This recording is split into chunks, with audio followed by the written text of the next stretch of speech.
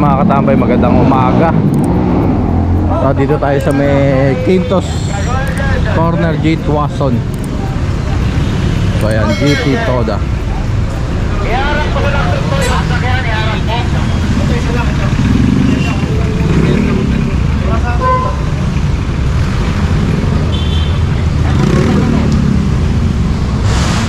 Ito sama. Pabalik tayo, pabalik.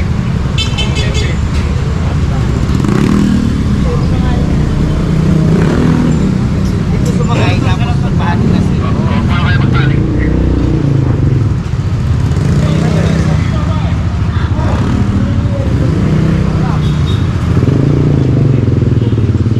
Ano na ito?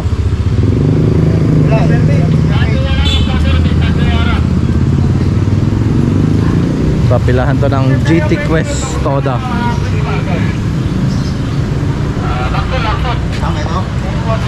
Isa lang.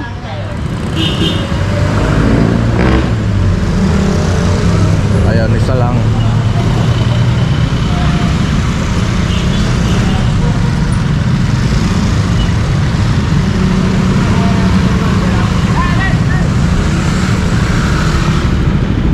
Dito naman sa kabila, Tomalki Toda.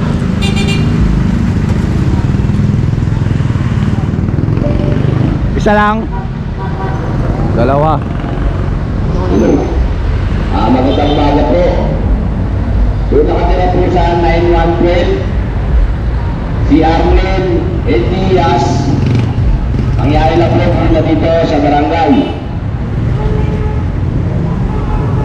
Ayan, tatlo.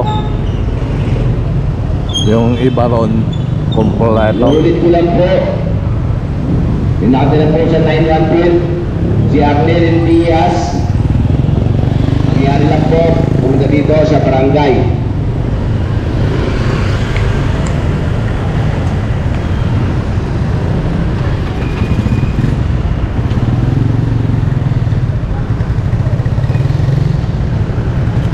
Ito pa yata.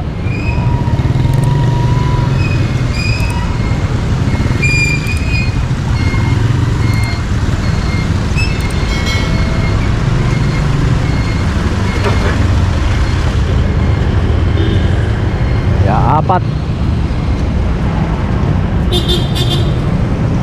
Ayun pa.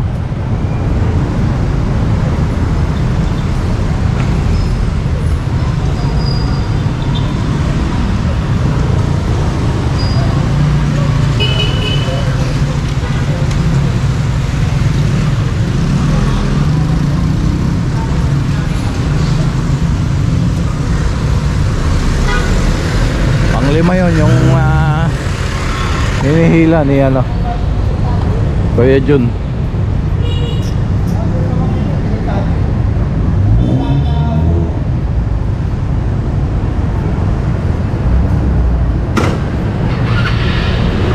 Ayan, ito mga kompleto.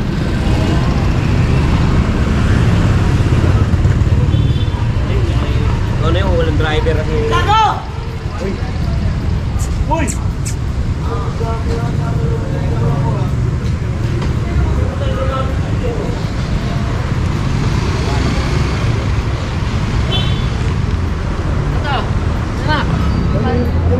Buhatin. Bakit? Nakalak. Oh sir, tawagin mo ang driver na to. Walang driver yan. Kasi nga yung driver na natutulog eh. Ikaw din lata, lasing eh. Hindi naman dito ulit.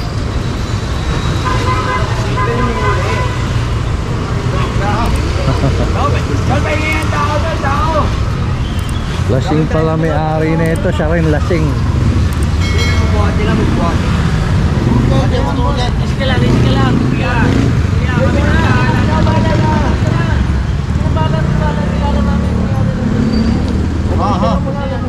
Kami na bahala dito. Salamat sa concern mo kuya. Ba't na tayo mo? Kuya, salamat sa concern mo. Namin to. Puro may motor mo. Ano na kuya, ako yan. Dito ba yan? Yo? Saan kumpleto? Hindi dadalhin nyo? Kalma ka lang, easy ka lang, doon ka lang, tumatay ka lang, trabaho namin to. Wala ka, wala doon. Hindi nga, hindi yung pare, may mga kagkakot. Ikaw po ano ko yan? Trabaho na rin.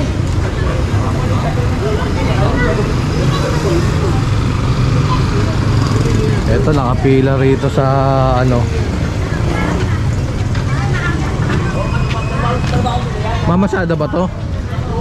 Parang may parang lasing eh, tapos mamamasada, delikado, di ba? Kainin mo na kasi dapat hindi naman sinuli. Delikado eh, no? Sino sasakay dito, dapat umuwi muna to. Ayun, uwi muna. Pero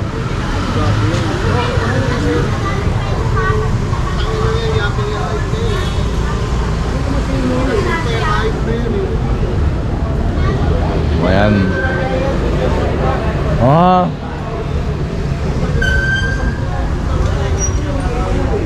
Kaya kahit yung mga taga rito pala eh nayayabangan dun. Ayun yata, kompleto siya eh.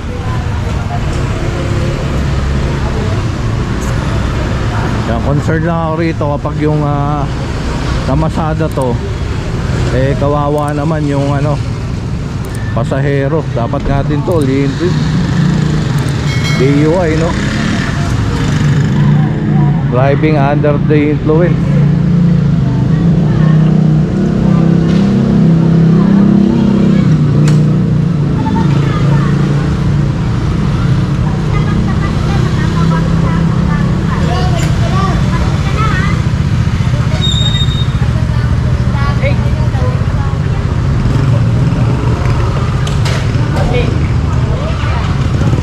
Pabalik-balik.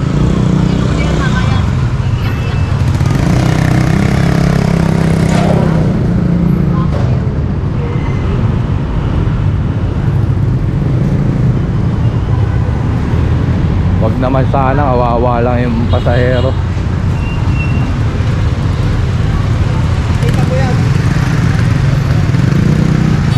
Ayun daw, ticket, tinikitan.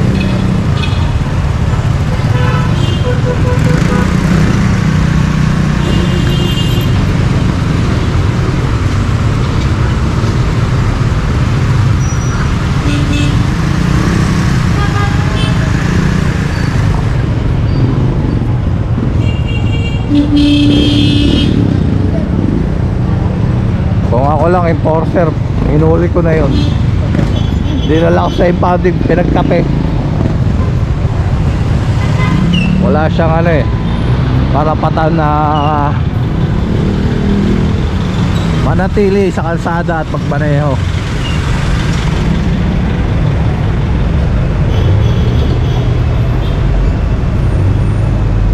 Pwede yun under the influence, di ba? DUI, no?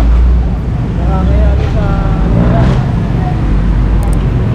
Saka delikado yung mga pasahero. Kung lalabas siya tapos gano'n, di ba? Huwag naman salang may mangyaring aksidente dahil sa ano kanya.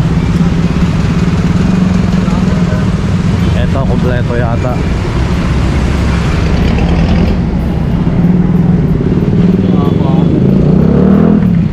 Explain ko lang. Tanggalin mo muna. Ito permit mo, okay. Sabihin hanggang August 2, 2024, ha? Itong registro mo. This permit is valid until issue for renewal on February 8, 2024 hanggang February 14, 2024. Binigyan ka ng 1 week para makapag-start. So, hindi na tayo ngayon. Start.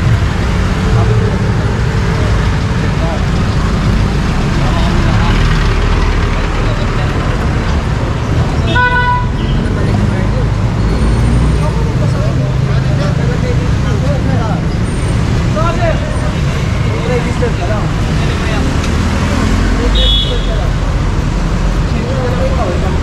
Na-verified na daw siya doon.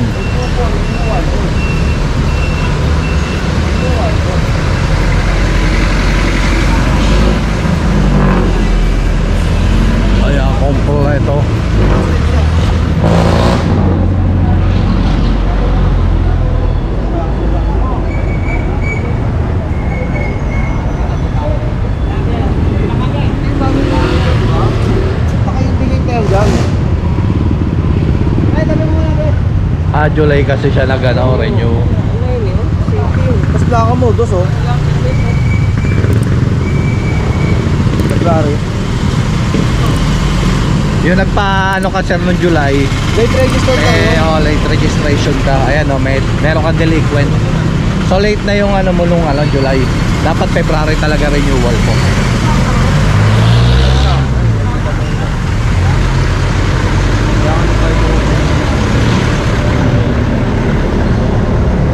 Ibig sabihin yung July, late yun. Tama, 2023, nag-renew ka, February. February mismo.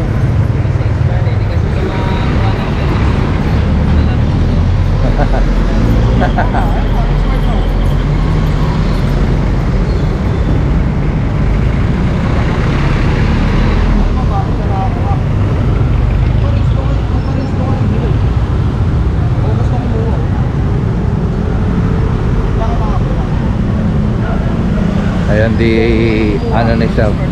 Siguro honest mistake. Yung iba kasi maaano mo na ano lang eh. Pinipilit niya lang no. Oh, yung ibang mga ano pinipilit lang yung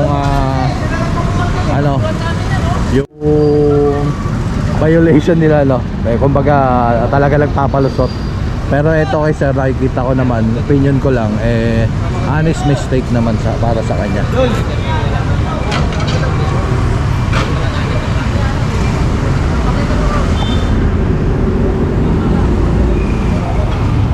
So ito sasama pang 7.